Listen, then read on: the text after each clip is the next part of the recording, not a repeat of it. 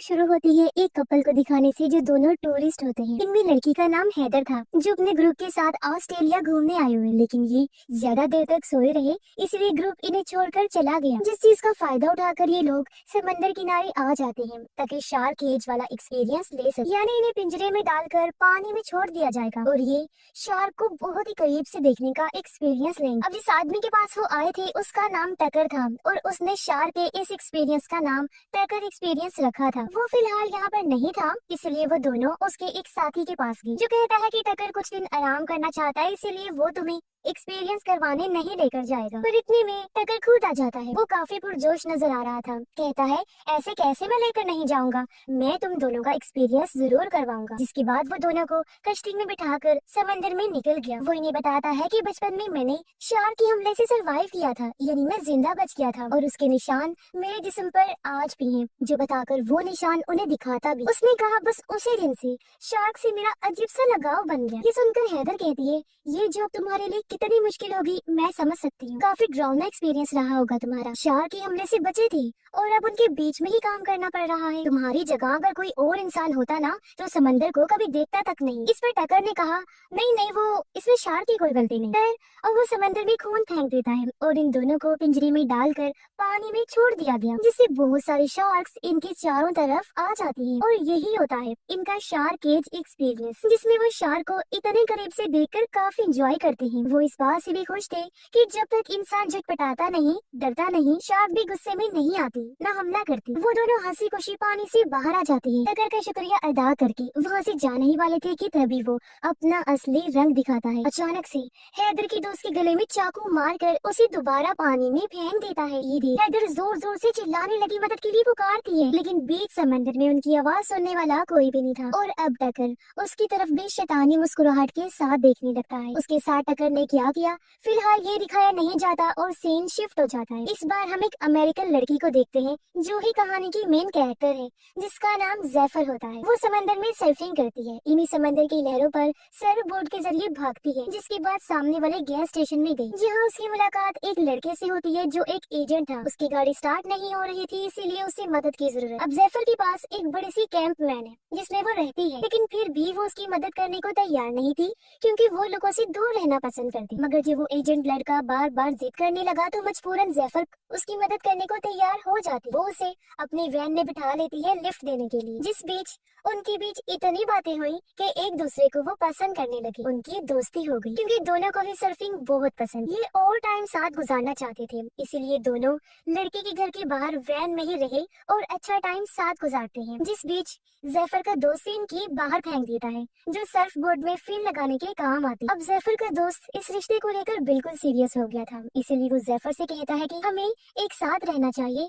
क्योंकि मुझे लगता है हम किसी वजह से मिले हैं। लेकिन जैफर की आदत अलग थी, वो हमेशा एक जगह पर रुकना नहीं चाहती। वो तो उसके दोस्त के घर के अंदर तक नहीं गई। लड़का अकेला ही खाना बनाने के लिए घर के अंदर जाता है और जब तक वो वापिस आया जैफर वैन लेकर जा चुकी थी, जिससे उस बेचारे का दिल टूट गया जबकि वो अभी भी उसे याद कर रहा था। जैफर सीधा बीच पर जाती है सर्फिंग करने के लिए। अब उसे सर्फ बोर्ड में फिन लगानी थी लेकिन फिन की तो उसके दोस्त ने फेंक दी थी इसीलिए वो पास खड़े ट्रक में से फिन ढूंढने लगती है जो ट्रक था टकर का, जो अब खुद भी पीछे से आ जाता है। अब फिन की तो उसने दी लेकिन बातों बातों में वो उससे जरूरी बातें भी उगलवाता है जैसे वो अकेली है या किसी के साथ है, क्योंकि इसके बाद वो अपनी अगली चाल चलेगा। जैसे उसने हैदर और उसके दोस्त से उगलवाया था कि उनका ग्रुप उन्हें छोड़कर चला गया, लेकिन जैफर उसकी बातों का ठीक से जवाब नहीं देती इसलिए वो चिढ़कर अपना ट्रक लेकर वहाँ से चला जाता है। तभी जैफर के पास उसके उसी दोस्त का मैसेज आया जो कह रहा था कि हम दोनों मिले। अब जैफर भी उसे बुलाना चाहती थी लेकिन अपने दिल की बात दबाकर उसने मना कर दिया और यही उसकी सबसे बड़ी गलती, क्योंकि तभी पीछे से टकर आकर उसे दबोच लेता है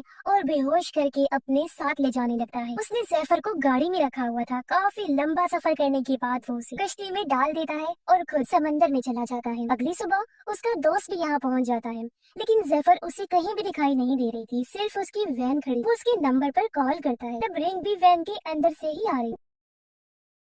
दरअसल टकर ने यहाँ भी चालाकी दिखाई। उसने सर्फ बोर्ड कहीं फेंक दिया और फोन वैन के अंदर ही रहने दिया ताकि सबको लगे कि जैफर डूबकर मर गई है। उधर जैफर को जब होश आई तो वो खुद को कश्ती के नीचे वाले रूम में पाती है। उसके मुंह पर पट्टी थी और हाथ बेड से बांधा हुआ था, जिसके साथ वाले बेड पर हैदर बंधी हुई। सूरत हाल को ना समझते हुए जैफर जोर जोर से चिल्लाने लगी, लेकिन बीच समंदर में उसके सुनने वाला कोई नहीं था। और ये बात हैदर भी उसे समझाती है। हथकड़ी खोलने के लिए जैफर कोई चीज ढूंढने लगी, जैसे कि हेयर पिन या नोकीली चीज, लेकिन ऐसा कोई भी सामान उनके पास नहीं था। तभी जैफर की नजर सामने दीवार पर पड़ी, जहाँ एक लड़की का नाम लिखा हुआ था। उसे देख एक पल के लिए वो सुन पड़ गई, क्योंकि जैफर को समझ लग गई थी कि उनसे पहले भी यहाँ किसी लड़की को बांधा गया था, जिसने उम्मीद हार कर अपना नाम दीवार पर लिख दिया। जब उसे यकीन हो गया था कि मैं बचकर नहीं निकल पाऊंगी। अब जैफर तो आजाद होने की हर कोशिश करती है, लेकिन हैदर कुछ नहीं करती, बस लेटी रहती, क्योंकि वो पहले ही सब कुछ कर चुकी है, इसलिए थक हार कर लेट गई। इस बीच टकर ऊपर बैठा आराम से मछलियाँ पकड़ रहा था। जैफर हैदर से पूछती है, क्या तुम्हें कोई ढूंढ रहा होगा? हैदर बताती है, एक लड़का मेरे साथ था,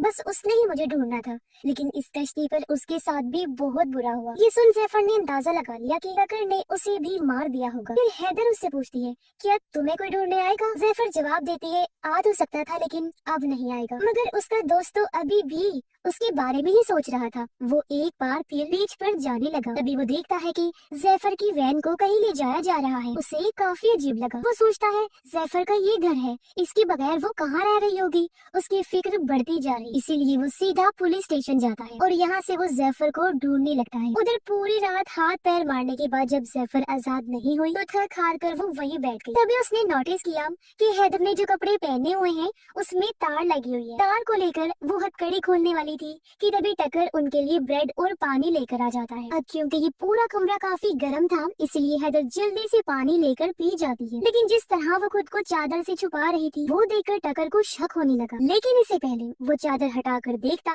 जैफर उसका ध्यान अपनी तरफ कर लेती है, ये कहकर कि मेरा खाना मुझे दे दे, बहुत भूख लगी। वो भी झट से पानी पी जाती है। टकर भी उसे थोड़ा डरा कर वहाँ से चला जाता है। उसके जाने के बाद जैफर फिर से हथकड़ी खोलने की कोशिश करने लगी, लेकिन तभी उसकी आंखें बंद होना शुरू हो जाती हैं, क्योंकि टकर ने पानी में बेहोशी की दवाई मिला दी थी और अब इससे पहले वो आजाद हो पकड़ी जाती है, जिसके साथ ही दोनों बेहोश हो गए। जैफर को जब होश आया तो वो खुद को ऊपर डेक पर पाती है, जिसे कुर्सी से बांधा हुआ, जबकि सामने हैदर को स्ट्रैप से बांधा हुआ था, यानी बेल्ट वगैरह से लटकाने के। टकर ने सामने कैमरा भी सेट कर लिया था सब कुछ रिकॉर्ड करने के लिए, और इस सब को वो शूट कह रहा था। वो यहाँ हैदर के बाल काट लेता है और उसके साथ उल्टी सीधी बातें करने लगा। कहता है, गॉड ऊपर नहीं नीचे है, पानी के अंदर, यानी वो शार्क को गॉड कह रहा था। वो ये भी कहता है कि शार्क्स बुरी नहीं है, बल्कि इंसान बुरे हैं, वो ही उन्हें मारते। जिसके बाद वो पानी में खून डाल देता है, जिससे शार्क्स भी आ गई और रस्सी की मदद से वो हैदर को पानी में छोड़ देता है। अब एक तो खून था, ऊपर से हैदर झटपटा रही थी, इसीलिए शार्क्स को गुस्सा आ गया। वो बुरी तरह उस पर हमला करके उसके जिस्म को चीर फाड़ कर देती है और ऊपर वाला हिस्सा नीचे से अलग कर देती है, जिससे दर्दनाक उसकी मौत हो जाती है। और उसकी मौत टकर अपने कैमरा में रिकॉर्ड कर लेता है, लेकिन अपनी आंखों से ये सब होता देखकर जैफर दहशत में आ गई। वो रोते हुए दीवार पर अपना और हैदर का नाम भी लिखती। तभी उसने नोटिस किया कि यहाँ एक दो लड़कियों का नहीं, बल्कि बहुत सारी लड़कियों का नाम लिखा हुआ है, जिन्हें पेट करके छुपा दिया गया, जिसका मतलब कि टकर एक पागल इंसान तो है, साथ ही वो सीरियल किलर भी है। और उसने बहुत सारे टूरिस्ट लड़कियों को अपना शिकार बनाकर बेरहमी से मार डाला। इसका सबूत ऊपर रखी बहुत सारी टेप्स थी, जिनमें उन सब लड़कियों की मौतें रिकॉर्ड, और हर टेप पर मरने वाली लड़की के बाल लगे हुए थे। इनमें नई टेप हैदर की जुड़ती है और अगली होने वाली थी जैफर। समंदर में हम हैदर के जिस्म का बचा हुआ हिस्सा तैरता हुआ देखते हैं, जो काफी दर्दनाक सीन।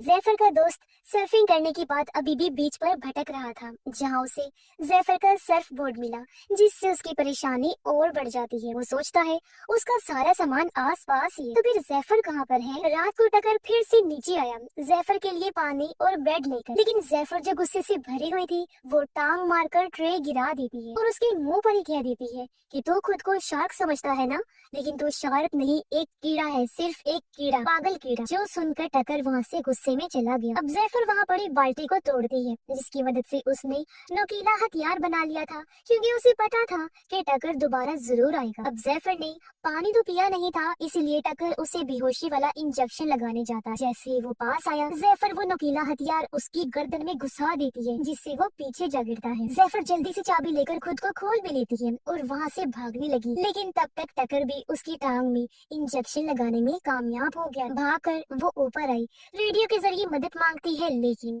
आगे से कोई जवाब नहीं आता। तभी उसे सामने एक कश्ती दिखाई दी, इसीलिए वो जोर जोर से चिल्लाने लगी ताकि उनका ध्यान इस तरफ आए। लेकिन उस कश्ती में पार्टी चल रही थी, तो आवाज वहाँ पहुँचना बहुत मुश्किल था। इतनी ही देर में टकर भी ऊपर आ जाता है, जिसे देख जैफर उसका कैमरा उठा लेती है। कैमरा को लेकर वो काफी परेशान हो रहा था, इसलिए जैफर वो पानी में फेंक देती है, जिसके बाद खुद भी पानी में कूद जाती है, इस उम्मीद के साथ कि मैं सामने वाली कश्ती तक पहुंच जाऊंगी। लेकिन बीच में ही वो बेहोश हो जाती है। तब टकर उसे फिर से पकड़ लेता है और वापस लाकर एक बार फिर कश्ती में बांध देता है। अब जाहिर है उसके पास कैमरा नहीं था, तो जैफर को रिकॉर्ड कैसे करेगा, और अगर उसकी मौत ही रिकॉर्ड नहीं कर सकेगा तो जाहिर है वो उसे मारेगा भी नहीं। यही सोचकर जैफर ने सारा प्लान किया, इसलिए अब टकर वापस किनारे पर आ जाता है ताकि नया कैमरा ला सके। जैफर को कश्ती में ही बांधकर वो ट्रक लेकर निकल जाता है। इसी बीच पुलिस भी जैफर को ढूंढने में लगी होती है, लेकिन उसकी दोस्त को अभी भी चैन नहीं आ रहा था, इसीलिए वो अपनी गाड़ी में बैठकर यहाँ की पार्किंग की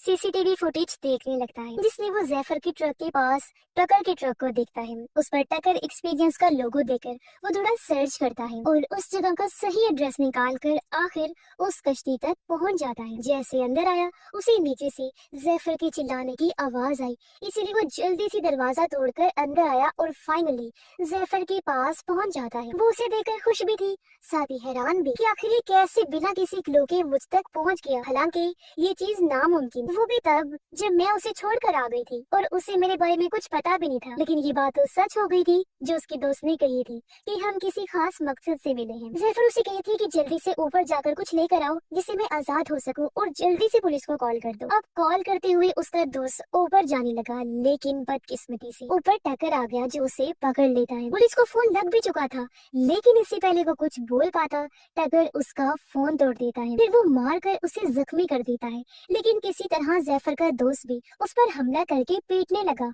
और गला घोंट कर उसे मारने ही वाला था कि तभी पीछे से टकर का साथी आकर हमला कर देता है, क्योंकि वो खुद नहीं जानता था कि टकर कितना बुरा इंसान है और वो करता क्या है। वो जब जैफर को चिल्लाते हुए देखता है तो अब जाकर उसे सारी बात समझ आई, लेकिन क्या फायदा, क्योंकि काफी देर हो चुकी थी। टकर उसके सर में हुक घुसा देता है, जिससे मौके पर ही उसकी मौत हो गई। टकर ने सोचा कि किनारे पर रुकना ठीक नहीं होगा, इसीलिए वो कश्ती लेकर एक सुनसान आइलैंड पर जाने लगा और जैफर की दोस्त को भी उसने जैफर के साथ वाले बेड पर बांध दिया था। उसका दोस्त जैफर से अपने दिल की बात करने ही वाला था कि तभी यहाँ टकर आ गया और वो दोनों को ऊपर ले आता है, क्योंकि उसने फैसला किया था कि इनमें से एक को मारकर आज एक टेप दिन में ही रिकॉर्ड करनी पड़ी। वो अपने साथी की लाश को पानी में फेंकता है, जिससे वहाँ शार्क्स आ गई और फिर रस्सी के सहारे जैफर के दोस्त को भी पानी में उतार देता है। हालांकि शार्क्स उसके बहुत करीब थी, लेकिन उसका कुछ बिगाड़ नहीं पाती, क्योंकि वो जैफर की बात मानकर जरा भी नहीं डरा, शांत रहा। अगर डरता और झटपटाता तो यकीनन हमला हो सकता था। अब क्योंकि वो बिल्कुल सही था, इसलिए टकर उसे बाहर निकालकर वापस कश्ती में ले आता है दूसरा तरीका आजमाने के लिए। इस बार उसने जैफर के दोस्त के जिस्म पर बहुत सारे कट्स लगाए और फिर उसे पानी में छोड़ा, यानी कि अब उसके बचने के चांसेस बहुत ही कम। लेकिन तभी टकर की नजर वहाँ आ रहे हेलीकॉप्टर पर पड़ जाती है जो जैफर को ढूंढ रहा था, इसीलिए वो उन दोनों को फिर से नीचे ले जाकर बांध देता है। अब शार्क से तो उसकी दोस्त की जान बच गई थी, लेकिन उसकी हालत बहुत खराब थी, खून बहने से उसकी मौत हो सकती थी। उसकी हालत देखकर जैफर अपना हाथ हथकड़ी से निकालने की बहुत कोशिश करती है,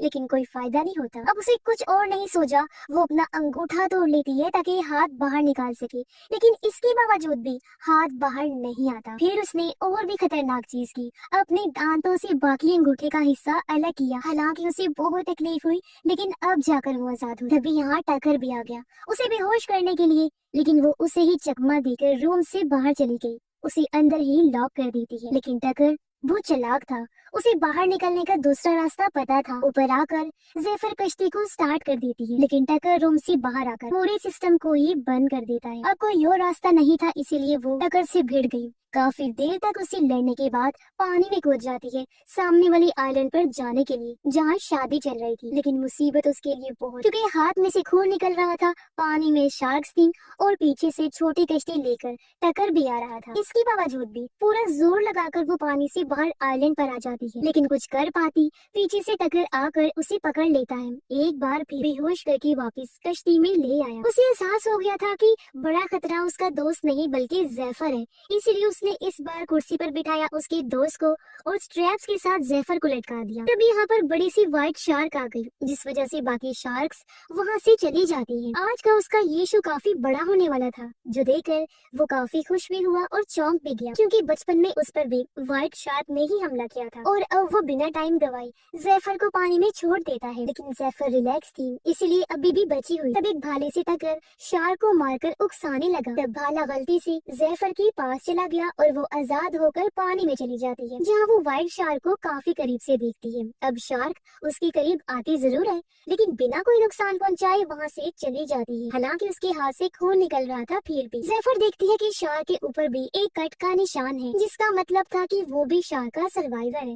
वो किसी जानवर का नहीं बल्कि इंसान की सर्वाइवर है। इसीलिए इस फिल्म में इंसानों को कहा गया है कि वो डेंजरस एनिमल्स हैं, यानी कि खतरनाक जानवर जो बेरहमी से जानवरों को मार देते हैं। ये भी नहीं देखते कि वो इंसानों को कोई नुकसान नहीं पहुंचा रहा है। अब ये देखकर जैफर को एक बार फिर हिम्मत मिली और वो दोबारा कश्ती के ऊपर चढ़ जाती है। वो भाले से टकर पर हमला कर देती है, जिससे वो पानी में गिर गया और अब शार्क उसे मुंह में दबाकर वहाँ से ले जाती है। बेरहमी से उसे खाने लगी। उसकी भयानक मौत हो जाती है और इस बार सबसे अच्छी टेप खुद टकर की ही बनती है, एकदम परफेक्ट शूट। लेकिन इसी बीच जैफर भी पानी में गिर जाती है, जो देखकर उसका दोस्त काफी परेशान हो गया, क्योंकि उसे लग रहा था कि वो भी मर जाएगी और मैं भी। वो काफी दुखी था, लेकिन जैसे तैसे जैफर फिर से निकलकर बाहर आ गई और अपने दोस्त को संभालती है, क्योंकि वो काफी बहादुर लड़की। जैफर फ्लेयर जलाकर वहाँ से गुजर रही कश्ती को बुलाती है, जो खुशकिस्मती से इन्हें देख लेते हैं और मदद के लिए आने लगे। और कुछ इस तरह अपनी बहादुरी की वजह से जैफर ने अपनी और अपनी दोस्त की जान बचा ली। और इसी के साथ ही इस फिल्म की कहानी यहीं पर खत्म हो जाती है।